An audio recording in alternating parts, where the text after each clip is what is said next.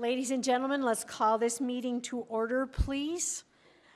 The first order of the evening is the invocation and Pledge of Allegiance. First, I have to officially call this May 23rd, 2018 meeting of the Albuquerque Bernalillo County Water Utility Authority to order. All members except for Commissioner O'Malley are here. O'Malley, I believe, is going to be here, but not sure at this point. Let's have a moment of silence. Then the Pledge of Allegiance led by the Mayor's representative, the CAO, Ms. Nyer.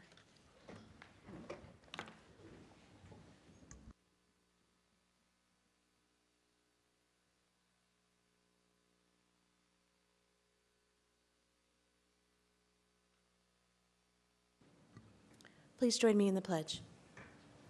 I pledge allegiance to the flag of the United States of America and to the republic for which it stands, one nation, under God, indivisible, with liberty and justice for all.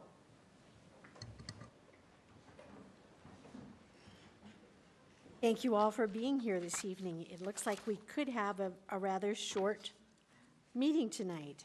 So let's start with, we're going to change the items around just a little bit and start with items 10A and 10B. Ms. Juhas, would you like to begin your presentation on 10A, the water report? Thank you. Let's see. We get to my slides, just a second. Sorry for this speedy. I thought I was towards the end. There we go. Madam Chair, members of the board, this is the most recent drought map showing that our service area is now in extreme drought. As of May 13th, our customers have used about 161 million gallons more than for the same time period last year. This equates to about 3/4 of a gallon per person per day and is about the amount of water we use on one very hot summer day. So I would tell you that this is a pretty reasonable amount of water for our customers to be using, given the extreme drought we've been experiencing. These next two maps show the precipitation expectations for the summer. On the left is June, July, August, and on the right is July, August, September. Green areas indicate higher than average precipitation, brown areas indicate lower than average, and the white areas mean equal chances for high or low. So I'm looking at these maps and I'm seeing some good monsoon moisture moving up into the southwest. I see that we're kind of on the edge of it, but we're not in any brown area. That's still a white area, could be average monsoon season for us, and average monsoon would be pretty great compared to where we are right now. And this last map shows that the drought is expected to persist through the end of the summer. At this time, I don't recommend adopting any mandatory measures to reduce customer water use.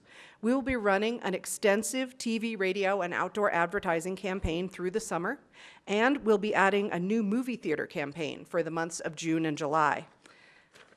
Advertising and allowing customers to choose how to reduce their water use has been an effective tool during the past several droughts, and I expect that it will work again this year. If we see that we need additional measures, we can address that at the June meeting. And with that, I'd be happy to answer any questions. Thank you, Ms. Juhas. Are there any questions? Yes, Commissioner Talbert. Thank you, Madam Chair. Just curious what a day like 2 or 3 days ago does when you have a situation of obviously this extreme drought. But does it all just run off because the ground is so freaking hard? Or what happens with that kind of deluge in terms of helping this kind of situation? Thank you for that question, members of the board. The rain that we had on Monday only recorded 0.12 inches. That seemed like such an incredible storm, and yet what we really got was pretty small. And a lot of that does run off, you're right. But the benefit that we get from a storm like that can be as much as 80 million gallons of water saved in one day because our customers don't irrigate. They won't irrigate on Monday, and possibly they won't irrigate on Tuesday if they're listening to what I want them to do. So we have the potential for a lot of savings when we get even a small storm like that. So this 161 million gallons that we're over our use for last year, we could make that up in 2 or 3 rainy days. Thank you very much. Thank you, Madam Chair. Excellent. Are there any other questions? Ms. Uhas, thank you very much. Next report is the annual operating plan. Mr. Stomp is going to talk about this. Madam Chair, members of the board, thank you for the opportunity to present tonight. I'm going to talk about our annual operating plan. We, in 2004, when we got a permit for the drinking water project, we got a permit from the Fish and Wildlife Service called a biological opinion. That allows us to operate in the river with endangered species in the river, and it gives us the opportunity to continue our operation and talk about what the potential effects are. In that biological opinion, we agreed with the Fish and Wildlife Service that we would provide an annual operating plan to them every year that would predict how much surface water, excuse me, how much surface water we would be taking out of the river every year, so that they would be able to compare what we're going to be doing with all the other operations that are going on within the river. So that satisfies our condition. We work with the Fish and Wildlife Service on this every year, but we also work with a lot of the other federal agencies.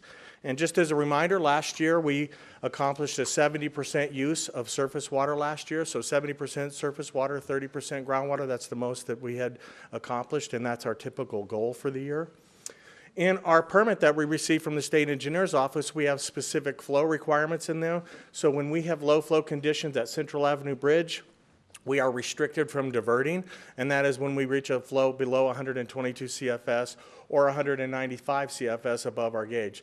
So the state engineer said, we're okay with you operating, but done under these lower flow conditions where there could be effects to other users, we want you to cut down or we want you to reduce your use.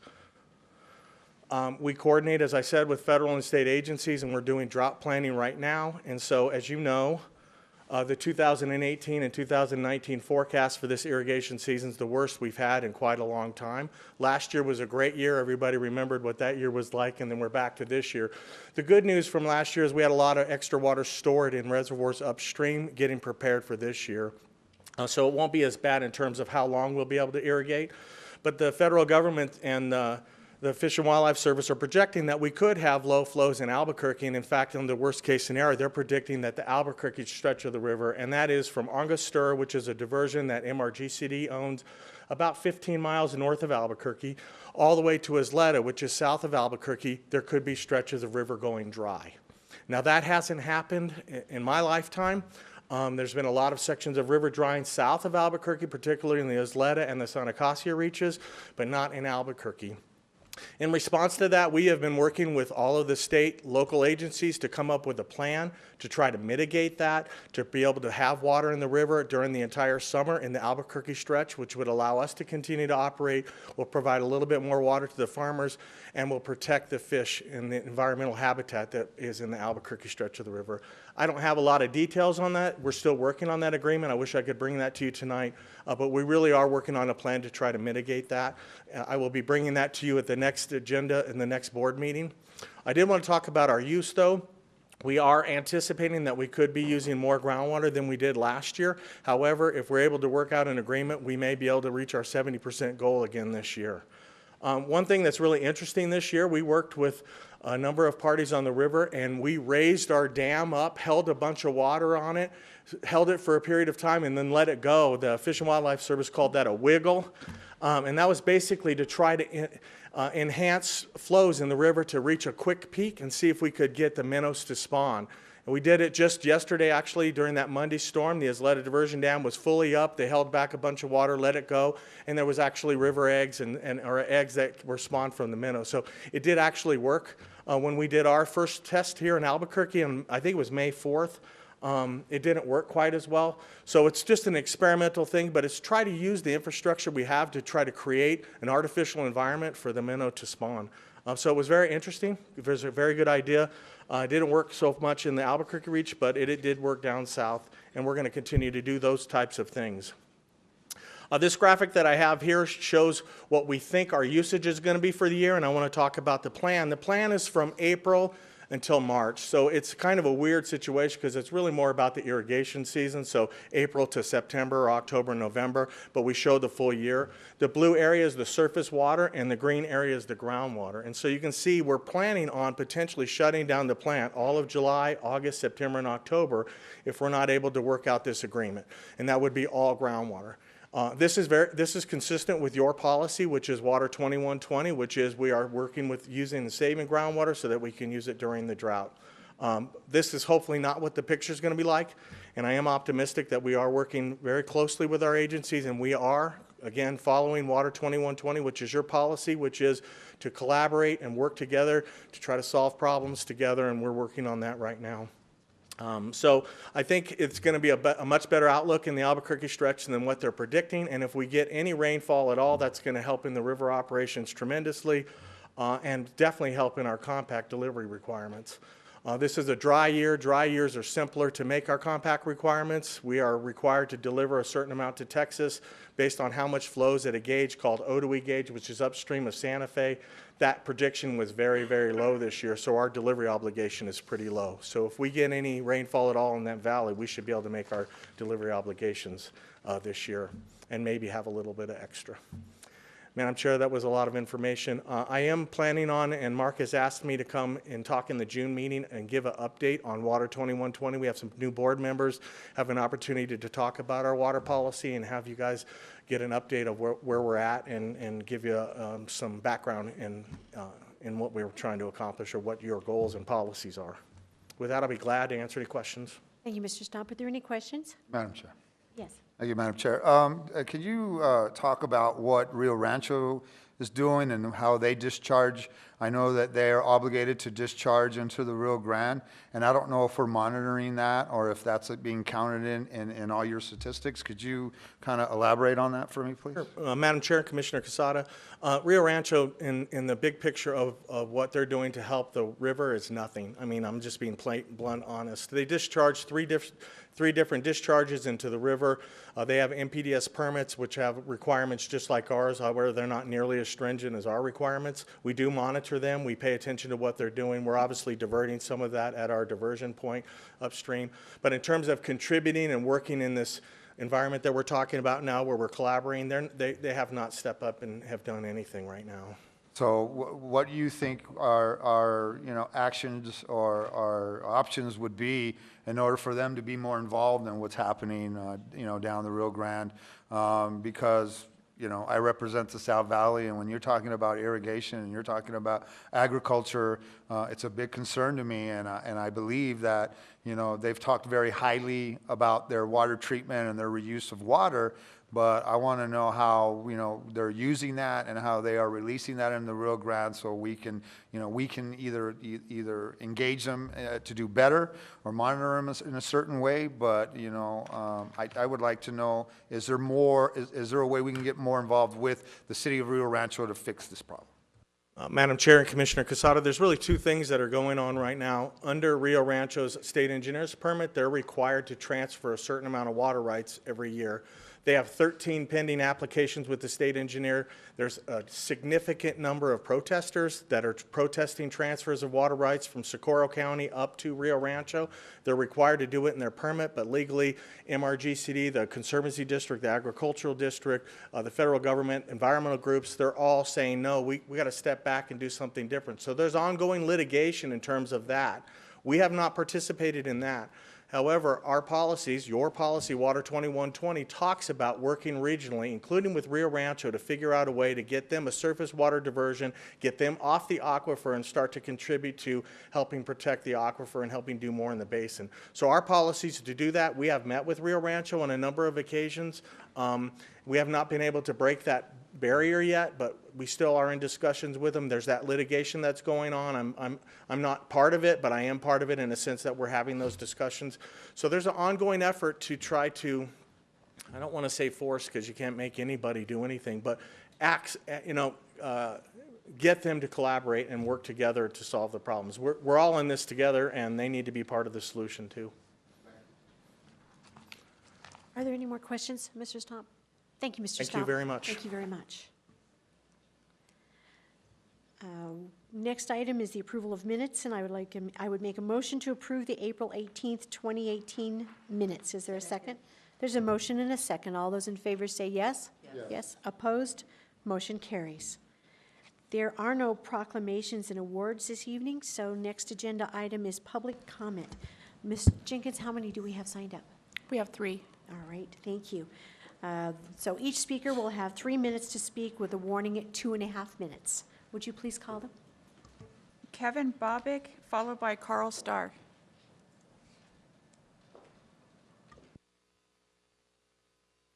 Hello. Hello, my name is Kevin Bobick. Today I would like to bring up a subject that needs more research, more extensively from the governing board.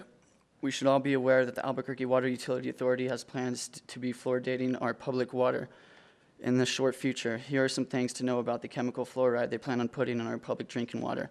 A major fluoride supplier that supplies fluoridated water to the Mosaic Company explains the material in the material safety data sheet that hydrofluorosilicic acid is an industrial chemical that is corrosive to the skin, eyes, and mucous membranes through the direct contact, inhalation, or ingestion.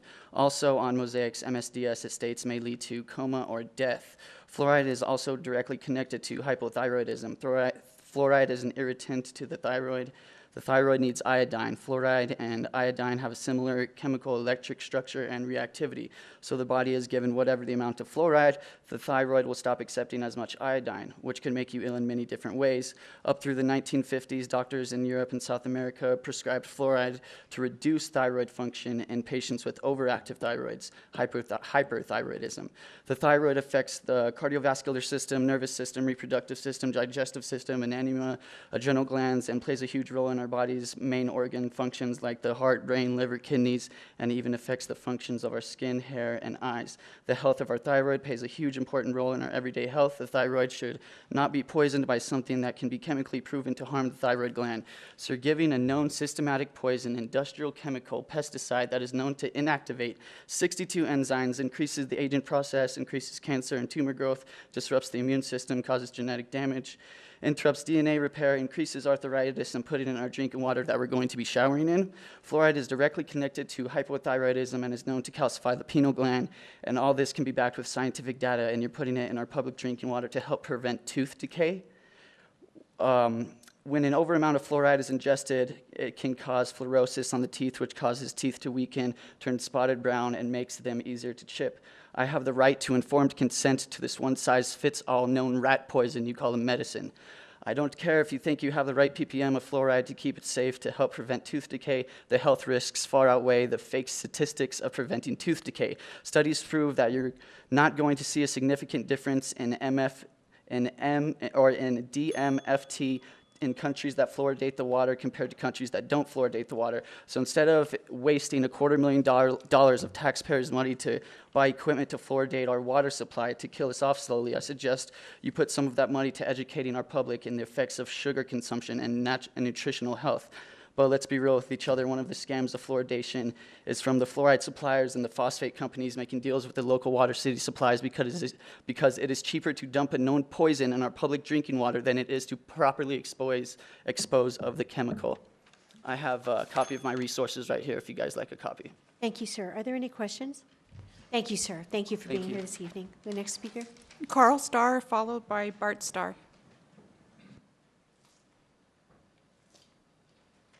Good evening. My name is Carl Starr. I'm the president of the North American Backflow Association. We've had a working relationship with the Albuquerque Water Authority since the 80s. We were there when the first ordinance was passed. At that time, we were called the New Mexico Backflow Prevention Society. And we have supported every ordinance since that time. And we intend to support the proposed ordinance after we have some more review with the Water Authority. We were working with the Water Authority now, and we found out in the last couple of weeks there were some additions put in that we weren't aware of, and we thought tonight was a vote. I understand it's not a vote, and so we will continue to work with the authority, with the manager, Mr. Murat, and we'll come together on that. The purpose of the North American Backflow Association, number one, is to support the authority. And this Albuquerque program, Bernalillo County, is the finest program in the country. I could back that up. Other cities and states are envy of us with the program we have here, and it's because of your fine work and the Water Authority. And I just want to share that with you tonight, and we look forward to working with the authority on these last couple of changes. Thank you.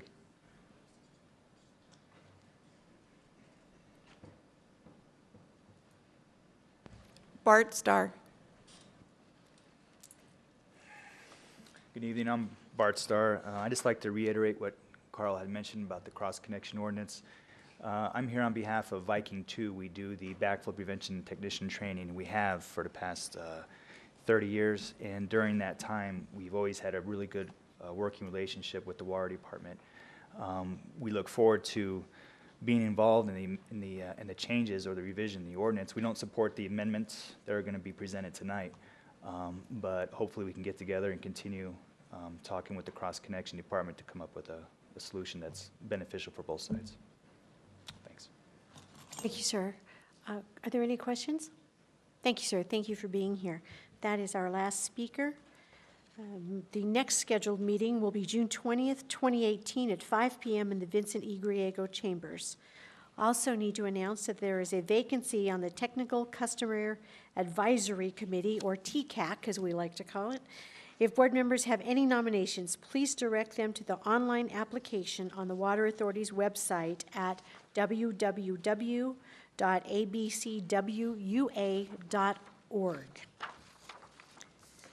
Next agenda item is the introduction or first reading of legislation. I think Mr. Kelly is going to handle this. Good evening, Mr. Kelly. Good evening, Madam Chair.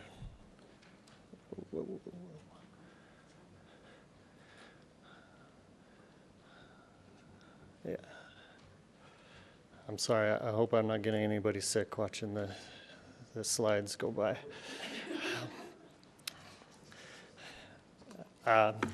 Thank you, Madam Chair, members of the board. I'm Mark Kelly. I'm the Compliance Division Manager. The cross-connection and backflow prevention program is within the Compliance Division, and I'm here tonight to speak about revisions and updates to the cross-connection prevention and control ordinance. And first, we got to get into a little bit of background on why we have a cross-connection ordinance. We do have a current ordinance. It's required by the NMED Drinking Water Bureau for cross-connections to be prevented. And also, we want to protect all the ratepayers and the public water supply from actual or potential hazards. The ordinance has several requirements. It requires installation of backflow prevention devices on all non-residential premises, and it also requires that those devices are tested. The devices must be tested on an annual basis, and the ordinance also clarifies the certification of who's allowed to do the testing and what they have to do to make sure that those devices are still functioning. So basically, what we're trying to prevent is the unintentional reverse of the flow of water. So if there's a low pressure event or something else in the line, it could cause a toxic substance to be sucked into the public water supply. Then it would be distributed to other users. A backflow prevention device on a, say, commercial or industrial user would prevent that backflow from happening and protect the water system. This is a diagram of a reduced pressure backflow preventer. What happens is that the flow coming in and the pressure coming in opens up check valves that whenever they are functioning correctly, the water can go in. But if there is a reduced pressure, say from a firefighting event or a broken line or any other reason, the valves will close and not allow water back into the system. In this revisions to the ordinance, the intent is to make the ordinance a little bit easier to take out some of the ambiguities that are currently in the ordinance and to make it clear. Right now, the the ordinance states that the backflow prevention device should be placed at the service connection, which means basically right next to the road or the main line. The revisions in the ordinance would allow a backflow prevention device to be placed inside a building where it can be hidden from view, as long as the line between the two, the device and the service connection, has no T's or taps into it or anything like that. So that's one of the major changes. If there is a T, the resulting T portion would have to also be protected by a backflow prevention device. So that's the big change, one of the bigger changes to the ordinance. Another major change is that the accrediting agencies for that look at backflow prevention devices and put their stamp of approval on them as saying that they work. Currently, the ordinance only allows the University of Southern California Foundation for Cross Control and Hydraulic Research approval of devices, but the proposed additions are now in compliance with the Construction Industries Licensing Act that allows devices that are independently certified by ANSI or the American National Standards Institute to also be used. So the Construction Industry Licensing Act says that you have to that you may use ANSI, any ANSI certified device, and we are mimicking that in the ordinance. So now what is going to be able is a USC approved device or any other ANSI accrediting agency device.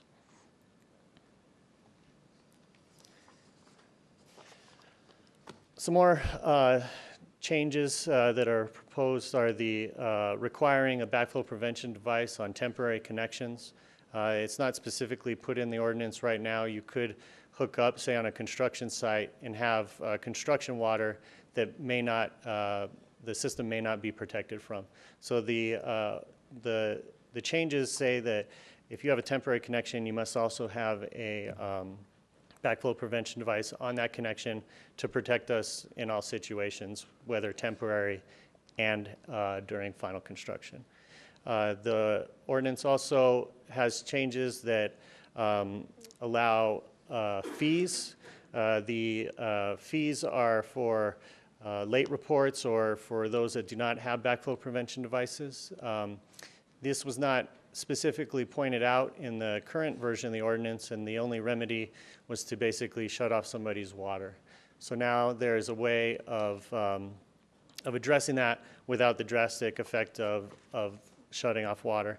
And the fees are already in the rate ordinance that's been passed, but we're putting the fees that we have, the fees are able to be levied, I'd say, but they go back to the rate ordinance that sets the cost of them. So if there's a late report fee, it's $100 in the rate ordinance. If someone doesn't have a backflow, they may be charged $200, and an illegal tease or something like that, also $200. But these fees are only a remedy to try and work with folks without saying that we're going to shut off your water. We're saying we'd like to work with you.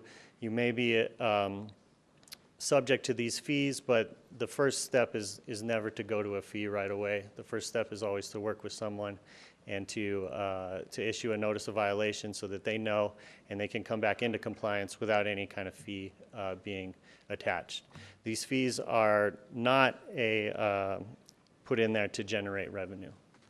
They're only there to try and help out with compliance. And I would stand for questions. Thank you, sir. Are there any questions? I guess not. Okay. Thank you very much, and we will be hearing this in the next meeting. Thank you. Thank you, sir. Next on the agenda is the consent agenda. If you remember, the board members have the right to take anything off of the consent agenda and here put it under approvals. Otherwise, this will be voted on as one item. Are there any members, are there any desire to move these? All right, in that case, I move approval of the consent agenda. There's a motion and a second for the consent agenda. All those in favor say yes. Yes. Those opposed? Motion carries. Thank you. So our first item under approvals is item A. And I believe John Daniels was going to talk to us about this, and this will cover both A and E.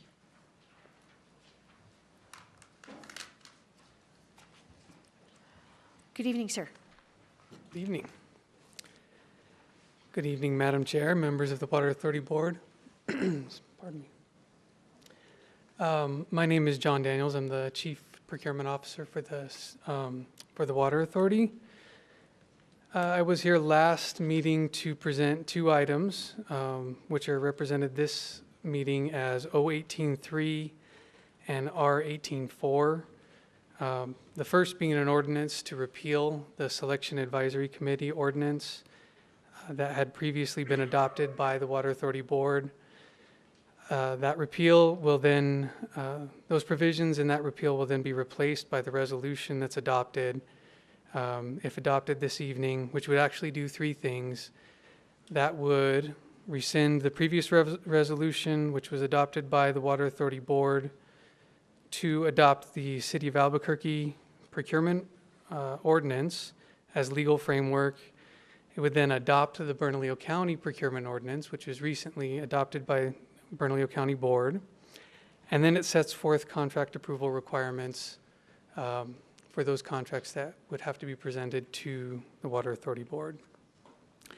I would like to just mention one more thing.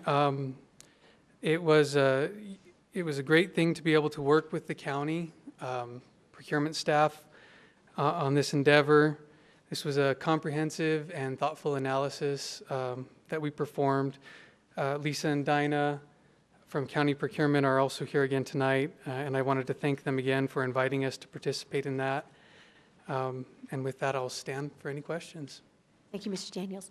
Board members, are there any questions? Thank you, sir. In that case, Mr. Sanchez will vote on these separately, but now. So I move approval of item A, O18-3. There's a motion and a second. All those in favor say yes. Yes. Yes. Opposed? Motion carries. Thank you. And then we'll move to item E, R18-14. Move approval. Second. There's a motion and a second for approval of R18-14. All those in favor say yes. Yes. Yes. Opposed? Motion carries. Thank you, sir. Thank you. Next agenda item is O18-4. And I think Mr. Warren is here to discuss this one. Good evening, sir. Madam Chair, members of the board, my name is Hobart Warren. I'm the Customer Service Manager, and we'd like to recommend amending our water and sewer rate ordinance to establish a Water 2120 fund, which will begin being funded at $2 million annually beginning in fiscal year 2020. This is part of the 2120 water plan. In addition to that, we're also seeking to make our minimum expenditures of $40 million for our water and sewer rehabilitation fund, plus do the adjustment that's already in our rate ordinance for the utility expansion charge, water supply charge, septic tank charge, and chemical toilet charge by the engineering report record of 2.6% for this year. And I'll stand for any questions. Thank you, Mr. Warren. Are there any questions? Thank you, Mr. Warren. So I will move approval of item B, O18-4. There's a motion and a second. All those in favor say yes. Yes. Yes. Opposed? Motion carries. Next item is C, R18-12. This is our operating budget. Mr. Allred, good evening. Nice to have you back to talk to us. Good evening, Madam Chairman, members of the board. My name's Stan Allred. I'm the Chief Financial Officer for the Water Authority. Just real quickly go over the operating and capital improvement budget for the upcoming fiscal year 2019. In this budget, there is no rate adjustment proposed. No new FTEs are proposed in this budget. This budget was developed with nominal growth in our service area. It was also developed with a consumption level about 120 gallons per person per day. It also includes capital spending of $3 million a year. About 4 years ago, the board approved an increase in our capital spending by $3 million a year. This budget continues that increase. We will continue to increase the rate reserve by $2 million. That balance was $10 million at the beginning of this fiscal year. We moved $3 million of that balance to start covering the clarifiers at reclamation, start that project. Left us a balance with $7 million. We will fund that at $2 million in FY19, take it to a balance of $9 million. And then we will, per the rate ordinance, bring our fund balance to 1/12 of our operating expenditures.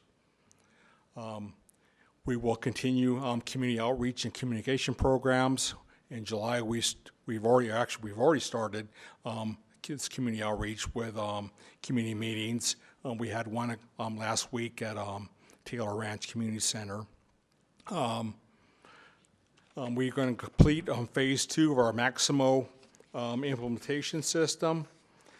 Maximo is our asset management system. It tracks all of our assets. And part of phase 2, we will implement our fleet maintenance module. We will go to full life cycle accounting. So every asset we have, we can actually track the full life accounting cycle of that asset. And then we'll also do preventative conditioning and monitoring so we can take care of those assets before they break down. We'll complete the clarifier odor control mitigation that we talked about earlier, covering clarifiers and reclamation. We'll begin construction of the consolidated customer service and field operation facility. Complete source water protection plan update and report findings from pharmaceuticals and personal care products. Identify funding for Phase 7C Las Padillas Waterline Project. Begin implementation of the vulnerability assessment and recommend complete cyber security evaluation. And then finish a planned 5 megawatt solar facility at the water treatment plant. And also with this budget, we'll continue the implementation of Water 2120 plan. As Mr. Warren said, we've created a new capital improvement fund, which is a fund which will be this capital projects for Water 2120. Real quickly, FY19 general fund project revenues. We're going to generate about $225 million in revenue. The big portion will be from water, $127 million. Wastewater is $92 million. And miscellaneous revenue, which includes items such as a transfer from solid waste to the Water Authority for on behalf of billing, on behalf of the City of Albuquerque. We do work on some of the City of Albuquerque's storm water stations, so there's a transfer of that. And then we also sell compost and do other types of things like that, and that's in our miscellaneous revenue. Our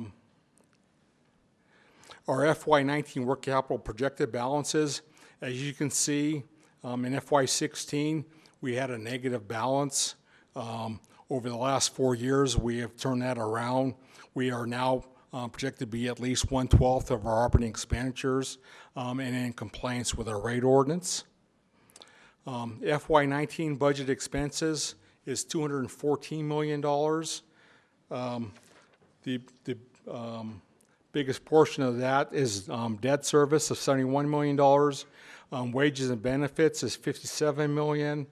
Operating expenditures $54 million. The transfer to other funds is primarily a transfer to CIP for to pay for capital. And then we have about $2.7 million allocated for risk and $700,000 for workers' comp. For FY19 capital improvement plan, CIP, we have $84.3 million appropriated, which includes $55 million for the basic rehab program. Major initiatives included $15 million to cover the clarifiers for odor mitigation, $5 million to construct and consolidate the customer service and field operation facility, $4.8 million for vehicle and heavy equipment replacement, $2 million for automatic meter infrastructure, and we do that every year at $2 million. $1 million dedicated for steel line replacement. We can do more than that. We do a minimum of $1 million of that work. $350,000 for renewable energy projects, as mandated by an agreement we have with PNM. And then $300,000 to help fund the Water 2120 fund. I also believe there is an amendment, floor amendment for CIP, and we can talk about that when we get to that point of 2 other appropriations. This is a real quick depiction of our CIP spending. You can see on the line is our cash transfer to CIP. So it's going up about $3 million a year. We've committed to doing that, and we have done that. Our capital spending has increased in line with that. And since 2014 and 2015, we added an extra $20 million to work on reclamation plant, do some projects. And then from 2016 out is $3 million increase in our capital spending. And I stand for any questions. Thank you, Mr. Alarin. Are there any questions?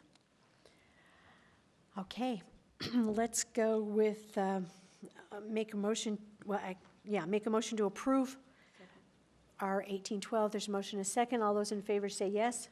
Yes, opposed, motion carries. Now we'll proceed with our 1813, Mr. Allred. And when we're finished with your presentation, we will also then go to the 2 amendments before we do anything else. Mr. Allred. Madam Chair, members of the board, I finished my presentation.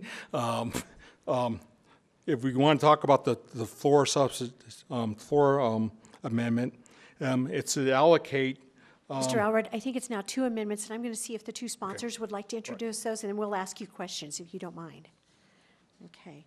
So, Councilor Quesada, we have you as numbered 1. Would you like to present your? Yeah, we did.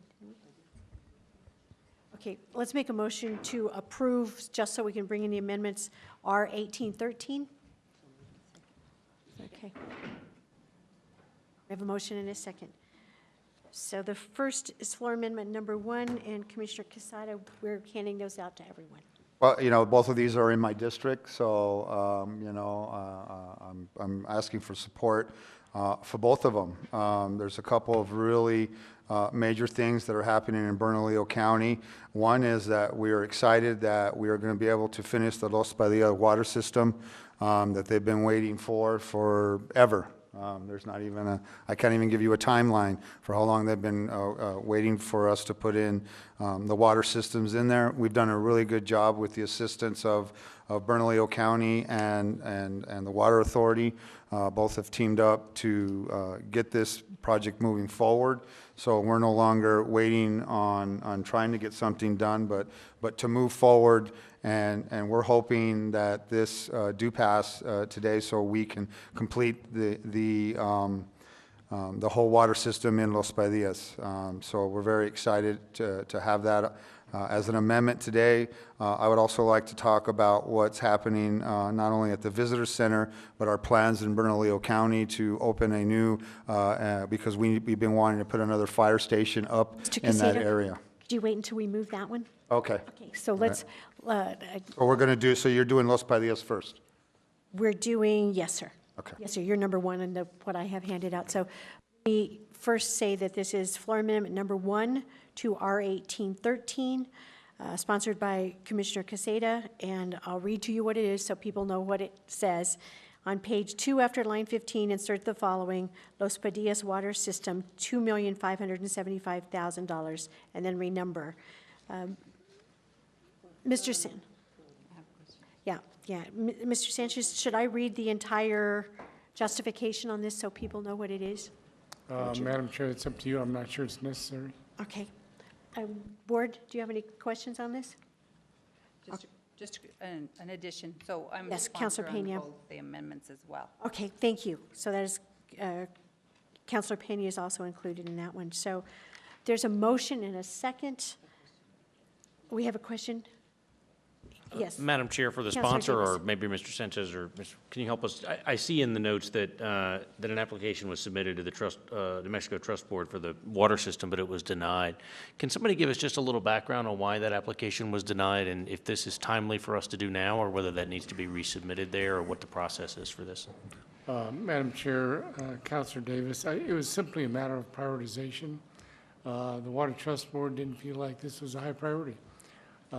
They funded about, I'm guessing, $10 million in projects and probably had requests 10 times that. So the likelihood of this getting funded is probably very slim. Madam Chairman, if I can follow, Mr. Yes, Sanchez, if you Councilor can Davis. just remind me, I've only been on the board maybe 3 years or so, and I'm just, is this consistent with our process for expanding into other water systems when they're not funded through the board? Madam Chair, Councilor Davis, the Valley Utilities Project as a whole has been going on for well over a decade. Yeah. And the Water Authority has funded some of that. The county has funded some of that, state government and federal government. So as Commissioner Quesada mentioned, this would complete the floor of the South Valley, Right. if you will, up to the Sleta Pueblo line. Thank you, Mr. Sanchez. I know this is a commitment from us to finish that work in the South Valley, and it's important for service for people who have been waiting a really long time.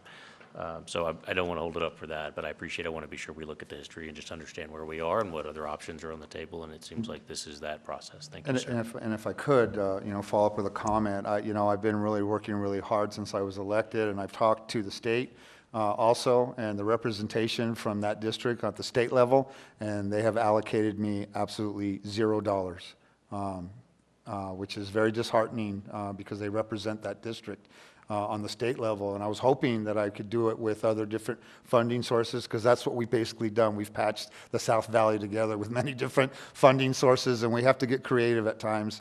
And unfortunately, I am really at the end of how am I going to get this done for that community who is in desperate need. I think if you went and looked at the water that came out of their faucets, I think you would definitely be standing behind me on this.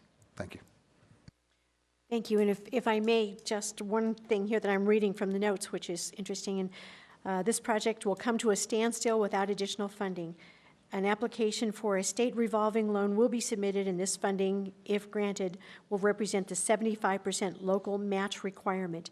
Mr. Sanchez, will that totally fund this if we were to receive this from the state? Madam Chair, yes. Thank you, sir. Are there any other comments? Yes, Ms. Nair.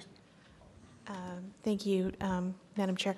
I just want to say that I think we should do something to signal to the State Revolving Loan Fund that this project should be supported, and possibly to the Water Trust Board. When we were at the state auditors, those were two of our top money on the sideline funds that are just sitting on hundreds of millions of dollars, and not ponying up $3 million is just unacceptable. So I don't know what our process is for doing that, whether it comes from EMARC or from us as a board, but I'd like to see us affirmatively call them out on not making these loans.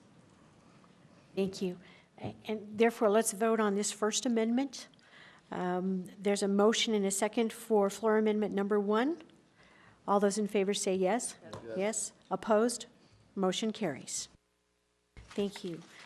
Councilor Pena, do you want to discuss the next one? Or do you want... Thank you, Madam Chair. I'll actually defer to the first sponsor, which is Commissioner Quesada, because it is in his district. Thank you. Go ahead, Mr. Quesada. Thank you so much. We have big plans coming down West Central. We know that with the new IDO and how the city of Albuquerque has been kind of looking at how we're going to redevelop West Central. The visitor center, we feel, has been advocated for over 20 years in that area by many different organizations, especially the West Central Community Development Group. We believe that this is something significant in how we move forward in proper development on West Central. And also, we are hoping that soon after the build of the visitor center, that we are going to go in Bernalillo County and open a new fire station up there, and we're going to need water for that also, and that will be adjacent to the visitor center. So we're trying to really kind of kill two birds with one stone here, because we know that that's going to be a big need for us as that develops for Bernalillo County and public safety. So I really do wish that this do pass. Thank you, Commissioner Casada. Are there any other comments? Ms. Nair. Thank you, Madam Chair. I know some of us have had conversations about this offline, but just for the public and for the rest of us, could you explain whether or under what circumstances this line could be used for other sorts of development out in that area? Madam Chair, Member Nair, this would provide access to any property along the corridor for that line extension. For the most part, many of the residents and vacant lots on the north side of Central would tend to see the most benefit of that. This board may recall some residents coming to complain a year or two ago about the line extension that was going to serve the jail. And that line was not a service line. It was simply a transmission line to fill a reservoir at MDC. So there was no service available. This line would provide for that. John Stomp has a map, and that might be better visually to show you where this line would go and potentially who would have access to it.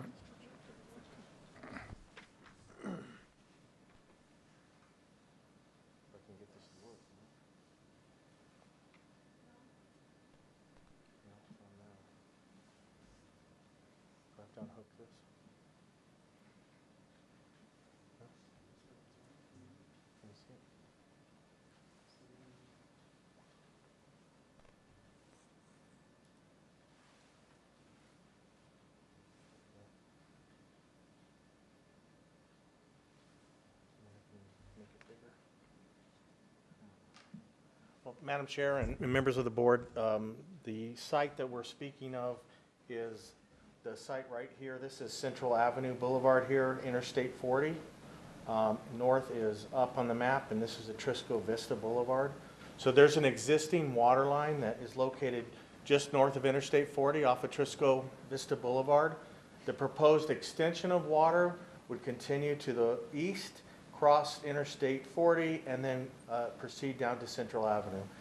The water line itself is about a mile long.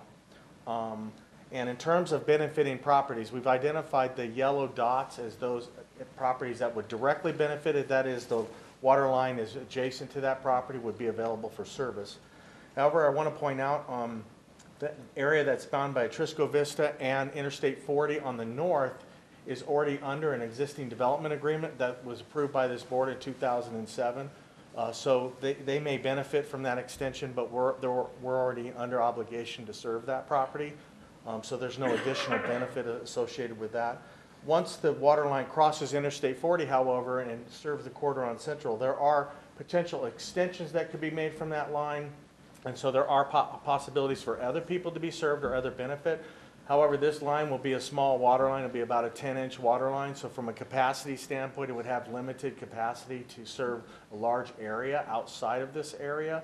And in addition to that, the Santa Elena development, which is not before this board, but which has been discussed many times, is south of this area. This is not in the Santa Elena area. This is our private property that are owned along Central Avenue that are not owned by the Wall developer. But again, this water line could be extended to provide some service, but in terms of the big picture that would be necessary to serve Santa Elena property, this line itself would be meaningless in that big picture, what would be necessary for that. In terms of sewer lines, the sewer line itself would continue along Central Avenue. So this is the site for the proposed visitor center. The existing sewer line lies about 4,000 feet to the east, and that would be a continuation of an existing line that already exists on Central Avenue. There is a possible alignment on the south, but again, the directly benefited properties would be the ones with the yellow dots. Sewer line's a lot different. In terms of the capacity, would have very limited capacity to serve anything beyond the properties that are adjacent to it. There are issues with sewer capacity issues further downstream, but that wouldn't be affected by this small amount of connections that would be here. So I'd be glad to answer any questions that you might have. Thank you, Ms. Nair. Do you have more questions?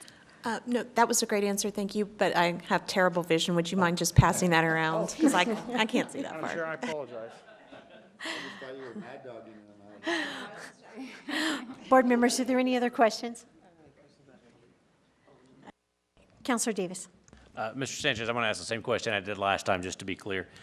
Is this consistent for the Water Authority to direct these dollars to assist with the expansion? Is that consistent with the way we've done that, say, for other city or county facilities that have been added in? Or have we traditionally asked the city or the county to pay the standard fees to install those as a part of their CIP plan or whatever it is they're using? Madam Chair, Councilor Davis, I think it's a mixed bag historically. Generally, we would ask the city or county to pay for those projects. Thank you, Mr. Sanchez. Mr. Stump, can you remind me, are these city or county properties that would ultimately benefit or might be eligible for expansion? Madam Chair and Councilor Davis, I believe they're in the city. The county property is the ones just south of that. But I don't know every line in the city and the county because it's a hodgepodge, but I think like everywhere else out there, it's a mix. Okay. Thank you. Commissioner O'Malley, then Commissioner Casada, then Councilor Pena. Thank you, Madam Chair. This is a project that's been, I think, in the works for some time now, and I know that it's very important to, in particular, Councilor Pena has pushed this project forward, and it's very important to her district, and I think it can really be very important to the city as a whole. And I know they work very extensively on the planning as well. The idea behind this, of course, is that the county has put in money, the city's put in money, and if we start to use that money for this kind of expansion or extension, that takes away from money for the actual project. So, and when it was referred to earlier, some of the properties along the north side, those are folks that are actually within my district, and they have been wanting to tie into the system, but we're not able to because of the transmission line. I think this will benefit those folks as well. And I've been assured by our manager, and I wanted to make sure that the other, some of the other questions regarding the larger project, which is the wall properties, Santolene in particular, that they have to create their own system, and this is not the system that they can tie off. And I feel like I have assurance in that, so I'm supportive of this. Thank you. Thank you, Commissioner. Commissioner Casada? Oh, no, I was just responding to the counselor that, a lot of times it's patchy, and so he was asking who's going to have use, and sometimes it's county, and then it turns city, and then it's city for a while, and then there's one chunk that's county, and that's why we have to be really creative in our area a lot of times. So I was just trying to answer that from behind, not saying it on the mic. Thank you. Councilor Pena. Thank you, Madam Chair. And I was actually going to say parts of what Commissioner O'Malley was going to say and parts of what Commissioner Quesada just mentioned. But I will add, when the question was talked about in terms of whether a city or a county, one of the interesting things is this is from some of the original 1960 boundaries. So this predates much of the city of Albuquerque. And when we talk about sprawl and we talk about, Santolina, it's like the big bad word around here, But when we talk about that, this area has the Trisco land grant areas where I live currently, and other areas outside of that are the original SunCal area, from the Trisco land grant. And this area, as you mentioned, Mr. Stomp, about it being city, it's these folks have waited as the rest of the city developed, including a new city called Rio Rancho that was developed before this is even, we're sitting here now talking about the expansion of water to an area that's needed it for a very long time. So thank you. Thank you, Madam Chair. Thank you. Are there any more comments? Okay, then. Let's, I move approval of floor amendment number 2, 1813. There's a motion and a second. All those in favor say yes. Yes. Opposed? Motion carries. Therefore, I move approval of R 1813 as amended. There's a motion and a second for R 1813 as amended. All those in favor say yes. Yes. Opposed? Motion carries. Seeing no other business, the meeting is adjourned. Thank you all. Thank you all.